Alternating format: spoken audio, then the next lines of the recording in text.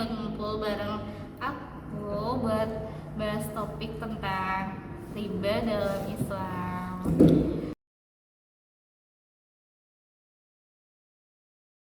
Kita ngobrolnya santai aja Bel, nggak usah terlalu fokus atau formal-formal banget. Yang penting kita dapat makna dari obrolan kita. Oke. Oke. Jadi saya masih bingung nih ya Mbak, apa sih riba itu menurut Islam? Oh, riba menurut Islam itu tambahan yang diambil dari transaksi pinjam meminjam yang tidak sesuai dengan syariat Islam. Jika misal kalau kita minjem sesuatu, misal uang, lalu kita minta kembaliannya itu lebih karena waktu yang kita pinjam itu melebihi batas waktu, itu namanya riba. Gitu. Terus apa bedanya riba sama keuntungan bisnis atau jual beli yang biasanya? Oke, kalau misalnya keuntungan bisnis itu biasanya diperoleh dari proses ya Bel, resiko dan kerja. Kalau misalnya riba kita diambil dari tanpa usaha, tanpa kerja, biasanya bisa bersifat tidak adil. Gitu. Kalau dalam Al-Quran itu ayat mana sih yang menjelaskan tentang larangan riba? Ada Bel, salah satunya Apa itu tuh?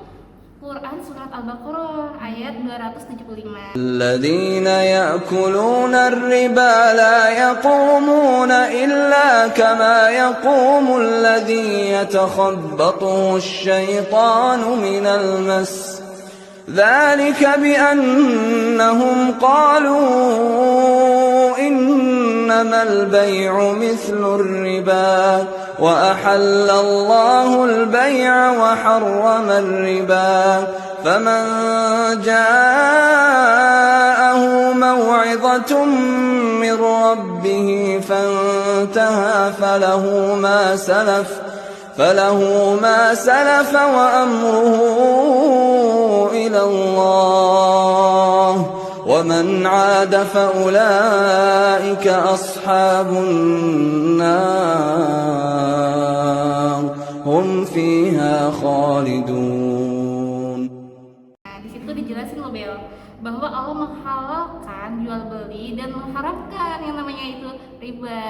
Gitu. Terus kalau misalnya riba itu dosa, sebesar apa tuh dosanya? Riba itu termasuk dosa besar. Bahkan dalam surat Al-Baqarah ayat 278 sampai 279 itu jelas loh Bel. Allah menyatakan perang terhadap pelaku riba itu sendiri. Beri banget kan? Banget.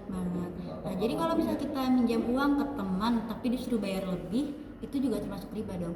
Jelas Bel, kalau ada tambahan itu disyaratkan sejak awal, maka itu termasuk riba Bel. Tapi kalau kita kasih hadiah karena terima kasih tanpa perjanjian itu boleh lah.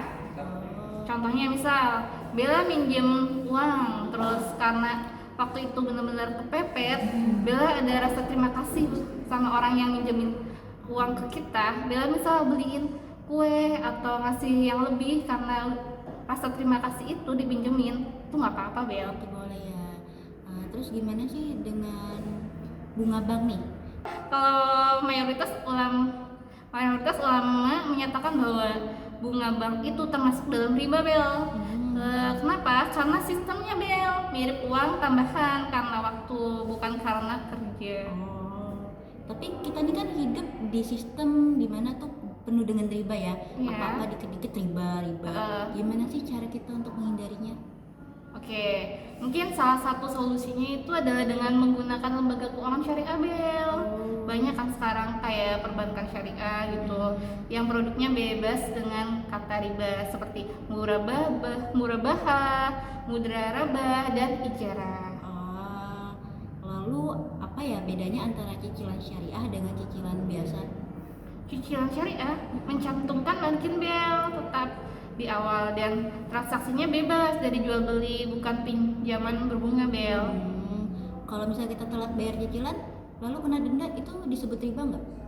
Kalau dalam sistem syariah denda itu telat bukan untuk keuntungan bank, tetapi biasanya disalurkan ke donasi atau sosial jika tidak dimanfaatkan sebagai profit Bel. Jadi Islam itu melarang semua bentuk tambahan dalam transaksi ya. Iya Bel. Tapi enggak juga sih Bel. Tambahan dalam jual beli dibolehkan asal disepakati Bel. Yang dilarang itu adalah tambahan dalam pinjaman Bel yang memberatkan dan tidak adil tentunya Bel. Iya sih, banyak sih kejadian kayak gitu ya, sangat memberatkan. Jadi kalau misalnya seseorang terpaksa meminjam dari lembaga konvensional, apa yang harus dilakukan? Kalau terpaksa, sebaiknya sih dia berusaha dulu ya Bel mencari alternatif lain. Tapi kalau misalnya benar-benar terpaksa dan darurat itu masuk kategori yang uzur Bel. Tetap taubat dan hijrah ke sistem syariah adalah tujuan akhirnya. Oh gitu. Jadi dalam sejarah Islam itu apakah riba juga sudah dipraktikkan sejak dulu? Iya dong Bel, bahkan sebelum Islam itu datang, masyarakat Arab sudah mengenal riba. Makanya Islam itu sekarang tegas menghapus dan mengharamkan yang namanya riba. Oh. Terus apa sih pengaruh riba terhadap masyarakat secara umum nih, pandangan mereka? Jelas dong Bel, banyak pengaruhnya.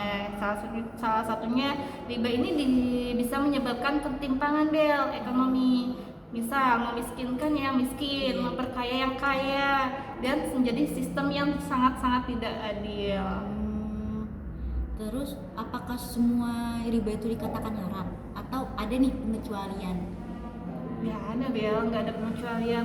Semua riba pasti itu haram Bel. Tapi dalam kondisi darurat ada keringanan tertentu Bel. Misalnya bukan menjadi penghalal ya Bel, tapi keringanan dengan syarat. Jadi apa nih pesan Islam untuk kita soal keuangan?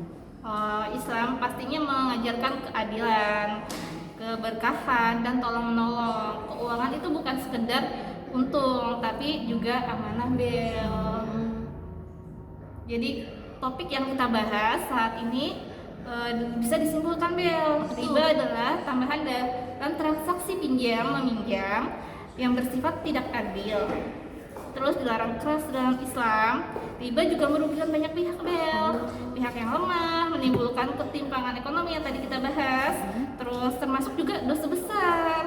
Islam menganjurkan sistem keuangan yang adil, transparan, bebas riba melalui akad-akad syariah seperti yang kita bahas tadi, murabah, ijarah, dan mudra rabah.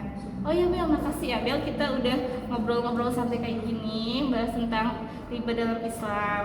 Oke, sama-sama. Mungkin lain waktu kita bisa bahas obrolan lain yang berkaitan dengan Islam. Sip. Bye bye Bel, thank you.